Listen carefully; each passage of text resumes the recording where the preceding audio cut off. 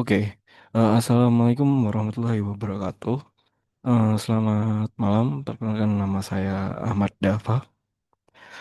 Dari S1 Informatika pada kesempatan kali ini sebagai bagian dari ujian akhir semester mata kuliah Big Data Mining, saya akan mempresentasikan hasil proyek analisis data saya, yaitu berjudul prediksi risiko kanker paru-paru menggunakan metode klasifikasi dan clustering. Oke.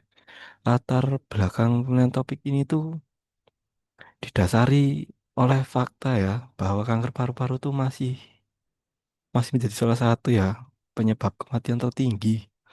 Deteksi dini faktor resiko melalui data mining diharapkan dapat membantu ya identifikasi awal pasien yang beroperasi berpotensi bahkan sebelum gejala pun klinis yang berat muncul ya.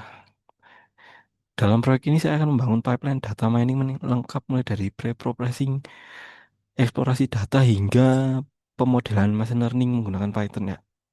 Oke, kita yang pertama akan menampilkan sebuah dataset overview. Yang pertama, mari kita masuk ke dalam datanya ya.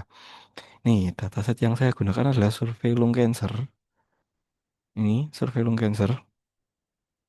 Saya dapat dari Kaggle ya. Data ini terdiri dari 309 baris dan 16 kolom. Fitur yang sedia mencakup demografi seperti umur dan gender lah ya. Kebiasaan dan riwayat medis seperti merokok, riwayat penyakit kronis, kelelahan alergi konsumsi alkohol. Gejala klinisnya ya seperti batuk, sesak napas, sulit menelan, dan nyeri data. Target variabel kita tuh adalah kolom yang berisi label yes atau no. Ya tujuan utamanya memprediksi label. Oke. Selanjutnya kita masuk ke dalam bagian data pre-processing. Oke. Sebelum data bisa diolah, saya melakukan tahap pre-processing yang sangat krusial. Pertama, saya melakukan data cleaning. Saya memeriksa apakah ada missing values. Alhamdulillah ya, dataset ini tuh bersih dari nol. Namun saya melakukan ada tiga data duplikat. Data duplikat ini saya hapus untuk mencegah bias pada model. Sehingga tersisa 276 data unik. Kedua, encoding. Karena komputer hanya mengerti angka, saya mengunggah data kategori yang menjadi numerik. Kolom gender. Nah, kolom gender nih M atau F ya, male female lah. Dan lung cancer yes atau no. Saya ubah menjadi nol dan satu menggunakan label encoding. Fitur-fitur yang awalnya bernilai satu dan 2 saya petakan menjadi nol dan satu agar konsisten. Ketiga, normalisasi. Saya menggunakan standar scalar untuk menyamakan skala data, terutama karena kita punya variabel age yang rentang angkanya puluhan, berbeda jauh dengan variabel biner 0 dan 1 ya. Ini penting agar algoritma tidak bingung dengan perbedaan skala. Hmm. Selanjutnya kita ke EDA ya. Tuh. Setelah data bersih, saya melakukan EDA untuk memahami karakteristik data. Dari visualisasi plot di distribusi target terlihat bahwa data ini imbalance ya. Sejumlah pasien yang positif kanker jauh lebih banyak ternyata daripada yang negatif. Ini menjadi catatan penting karena model nanti mungkin cenderung bias ke kelas mayoritas jika tidak hati-hati. Saya juga melihat korelasi antar fitur. Menariknya tidak hanya perokok, tapi gejala seperti Mengi dan batuk memiliki korelasi yang cukup terlihat dengan diagnosis kanker. Ini mengkonfirmasi bahwa gejala klinis fisik adalah indikator kuat. Nih, ada hubungan dengan kanker paru-paru, perokok. Ini heat map korelasi.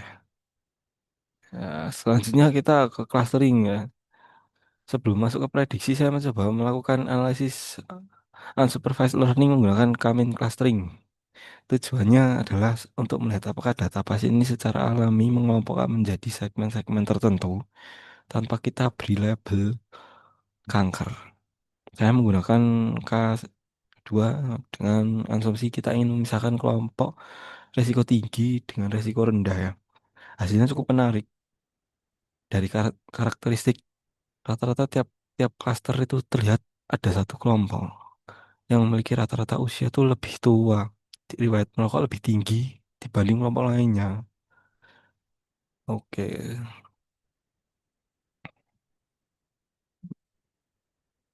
Siluet skornya itu ya 0,1310.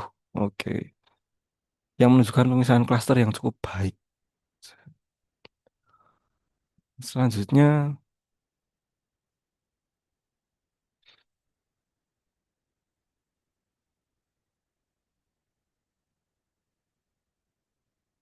ada modeling ya. Masuk ke inti proyek yaitu predictive modeling. Saya membagi data menjadi dua. 80% untuk yang training dan 20% untuk yang testing. Menggunakan random set 42 agar hasil bisa reproduksi lah. Algoritma yang saya pilih adalah logistic regression. Mengapa ya? Karena ya masalah kita adalah klasifikasi biner. Model ini tuh sederhana namun kuat dan hasilnya probabilitas mudah diinterpretasikan menjadi medis. Hmm, Selanjutnya ya kita evaluasi model aja lah. Setelah model dilatih saatnya kita pembuktian ya. Saya menguji model menggunakan data testing. Hasilnya sangat memuaskan. Akurasi mencapai 93. Nih, ya betul.